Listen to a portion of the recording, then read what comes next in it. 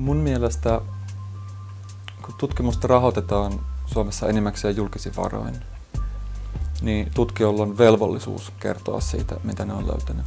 Etenkin sellaisilla aloilla, niin kuin kosmologiassa, jota ei tehdä niiden sovellusten takia. Ja tämän hetken kosmologisilla tutkimuksilla ei myöskään nähtävissä välittömiä sovelluksia, vaikka koskaan ei tiedä, mihin asiat sitten myöhemmin menee.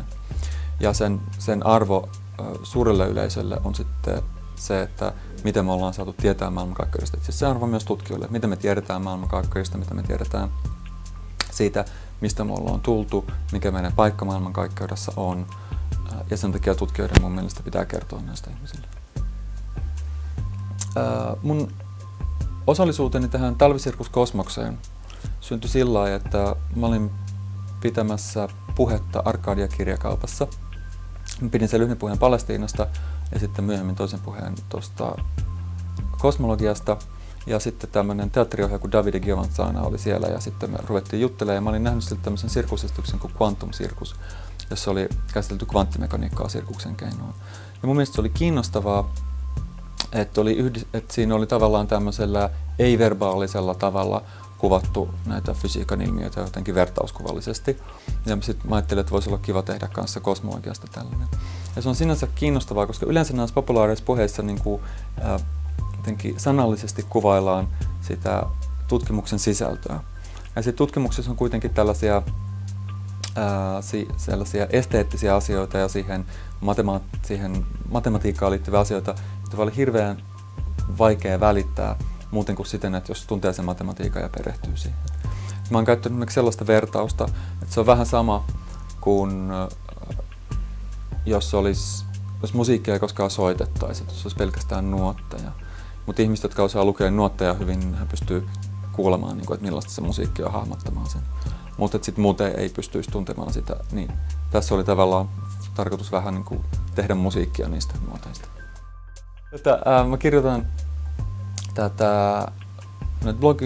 blogia kosmologiasta ja hiukkasfysiikasta sen takia, että mä koen, että tutkijoilla on velvollisuus kertoa siitä, mitä ne tekee.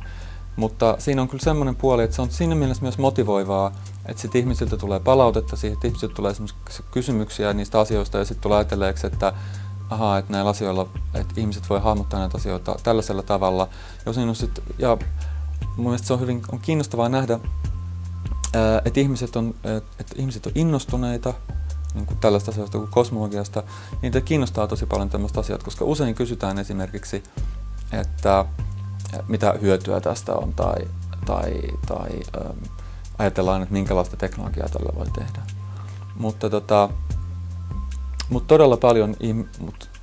todella paljon ne, jotka sitten tietysti lukee blogeja ja käy näistä tällaisissa jossain puheissa, mikä on tietysti valikoitunut joukko, mutta se mikä niitä kiinnostaa on se, että mitä tämä kertoo meille maailmankaikkeudesta ja mitä se nyt tarkoittaa, että maailmankaikkeus laajenee ja millaisia alkeisyyhköisiä ja tällaisia asioita. Ja se on motivoivaa nähdä, että ihmisiä kiinnostaa nämä asiat. Yksi asia, mikä minusta tieteen popularisoimisessa on oleellista fysiikan osalla, on se, että fysiikassa on paljon enemmän miehiä kuin naisia. Ja kansainvälisesti esimerkiksi matematiikassakin naisten osuus on isompi. Ja tähän on useita syitä, mutta eikä ole ihan selvää, että mikä niiden osuus on. Kunkin syyn osuus. Mutta yksi sellainen, joka varmasti vaikuttaa siihen asiaan, on se mielikuva, mikä fysiikasta ja fysiikan tekemisestä ihmisille tulee koulussa ja sitten muuten niin kuin ympäröivästä yhteiskunnasta, jossa ei tutustu siihen. Ja mun mielestä on tärkeää, että tieteen popularisoimisella voi muuttaa tätä mielikuvaa ja luoda sellaista mielikuvaa, että millaista hiukkasfysiikassa ja kosmologiassa on, että ja luoda sellaista kuvaa, että tämä olisi niin kuin kiinnostavaa ja inspiroivaa niin, että ihmiset, tietysti nuoret, niin molemmista sukupuolista innostuu siitä yhtä lailla.